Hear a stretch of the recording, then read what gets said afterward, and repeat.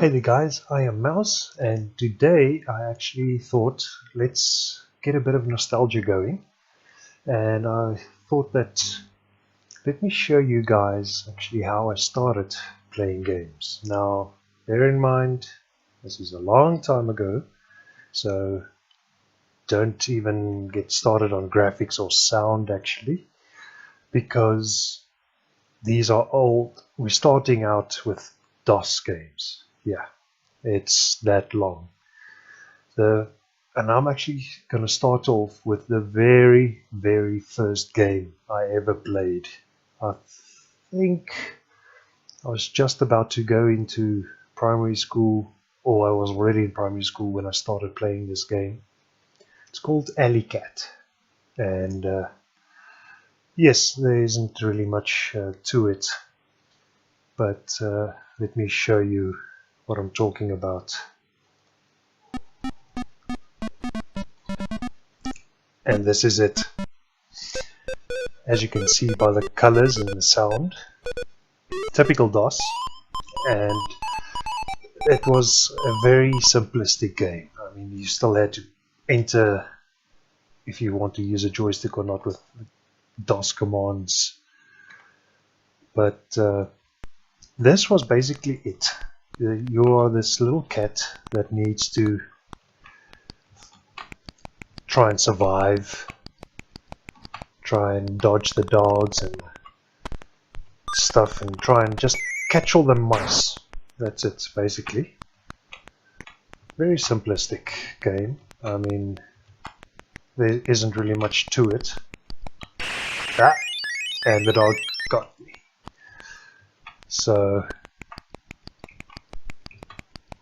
now you have to sort of run around these clotheslines, get into the house, and there's Mr. Broom, our arch nemesis as well, amongst other things, which is he's just trying to keep the place clean, and you have to catch all the mice in this big ass block of cheese, which I've got no idea where it's coming from and who's actually got space in their house to fit it inside, but hey, I'm not gonna argue.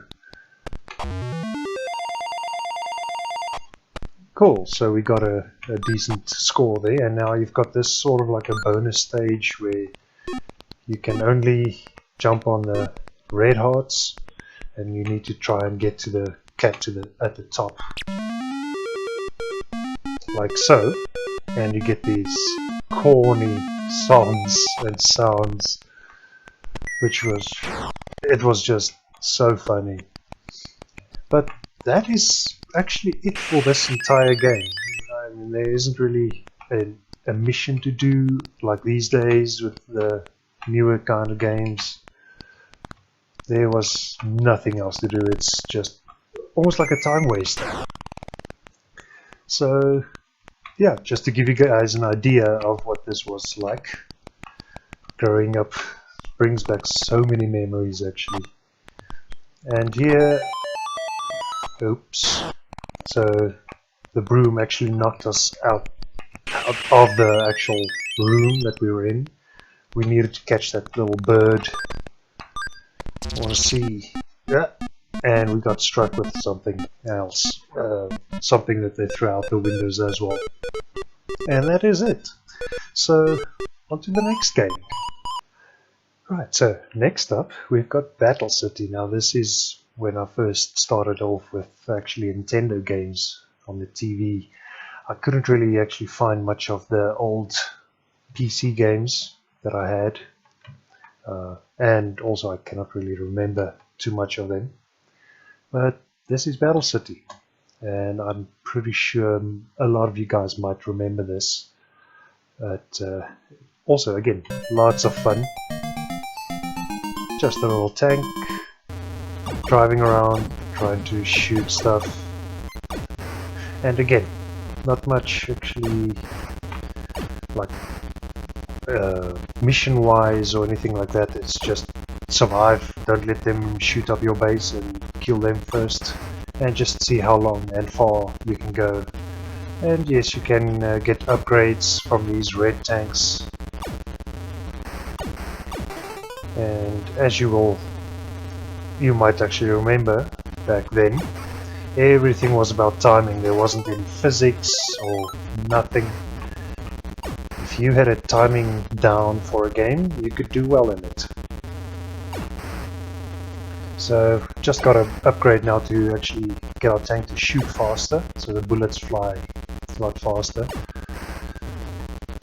Let's see if we get lucky with another upgrade. Yeah, we do actually. Now we can shoot two bullets. And no! And we died. Such simplistic games back then, but still loads of fun to play actually. So I think one more quick round just to sort of try and redeem myself. But like I said, these kind of games were literally so much fun and kept you going for hours on end actually. But what's funny to me is I've noticed that a lot of the recent games, new games these days, yes, they are great, graphics is awesome, sounds are awesome, physics are amazing, but for playability and replayability, I don't know, some of them actually lack a bit, where as soon as you finish the first single player game, then there's nothing much else to do with it. Yes, you've got multiplayer options, but other than that, there isn't really much to it. It's basically just grinding the same old map over and over again.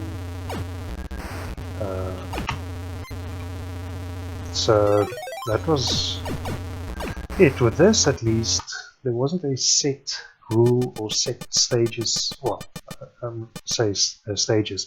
What I mean is set missions to complete, and then when that's done, it's done. It's a case of just grinding away and see if you can get to the higher levels or top score, and that was it. Nothing else to it really, which made it so much more interesting to play with your friends and grind away. There's no saved games, so if you messed up, then start all over. That was basically it. So you really had to sort of grind away in one sitting to get the highest score. Otherwise, there's no, like I said, there's no saved games to continue on from. But come on, I mean, the simplicity of these games is actually what made them so fun to play. Come on.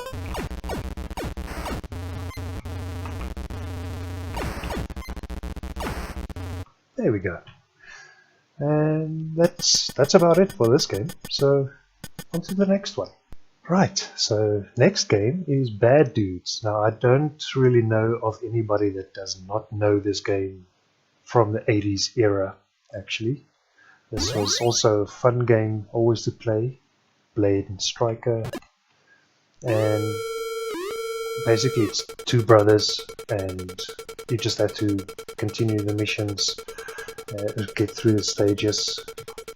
President has been kidnapped. Yes, yes. And as you can see by the horrible graphics, this was really a button mash kind of game sometimes. And it gives you that sort of a nostalgic feeling of the ninjas and just trying to get through everything. Come on. Getting power-ups and nunchucks, daggers. Again, platform based, and I die. So just grinding away. Ouch. Ouch. So as you can also see, I sucked at this game. but it does bring back so much good memories. So now we're at the boss, and again, it's all about timing. And also some of these games, if you get it into that one specific spot and sort of glitch the game and get these easy wins. Oops, I messed up. Come on down, there we go. Oops. There we go. And that's it. Boss dead, we win. And that was also some of the other challenges you had back then, is because the sound is so crappy, it was always sort of like a challenge to see if you can decipher what the guys were actually saying. And I cannot actually remember the exact amount of hours I spent playing this game. Fair enough, to be honest.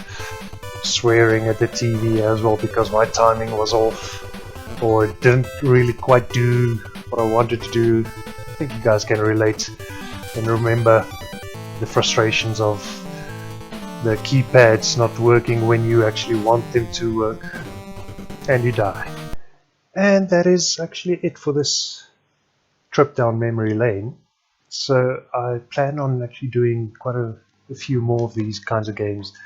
Just bring back those old memories, those childhood memories, which just reminds you of the hours and hours of fun you had as a kid, and just playing and drilling through all those games. So I hope you guys liked it, but if you did like the video, hit that like button and subscribe. Then I'll see you guys next time. Bye. There we go. Hit them for almost a 6, or out of the ballpark.